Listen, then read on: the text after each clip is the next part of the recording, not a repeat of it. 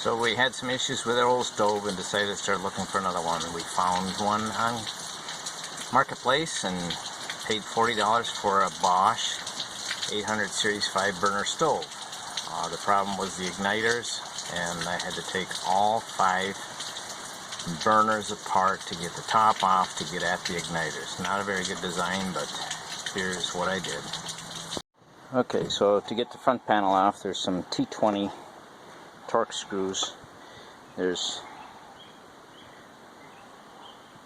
one right there, and then there's also a couple underneath here on both sides, and then also over here. And then on the board there is a connector that just slides onto the board, and then there's one in the back that plugs in there, and all you have to do is pull those out, and then your front panel is off. There are 4 T20 screws that have to be removed, and then you can lift up on this panel, and then it comes out of the notches. Then there are 1, 2, 3, 4, 5 screws that allow this heat vent to come off so that you can get the top off. I had to drill the heads off of all of these screws. I couldn't even get them to break off with an Allen head because the heads had been so rusted.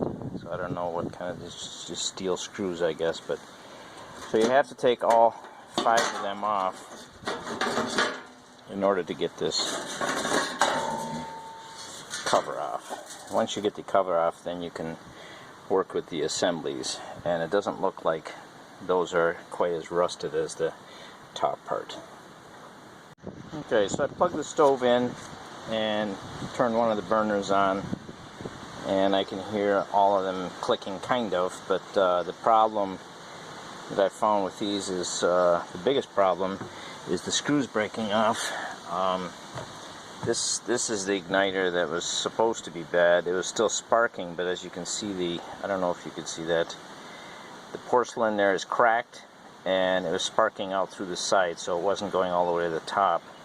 The same thing with this one, so I'll probably have to get another igniter for that. I'm going to have to take all these off and get them in a drill press so I can drill out and retap those and put some new stainless steel screws in there to hold those back together. So I'm going to have to unscrew all these. So I had to take this panel that covers this. There's a couple more Torx on both sides that takes that panel off, and then I can get that retapped and put back together.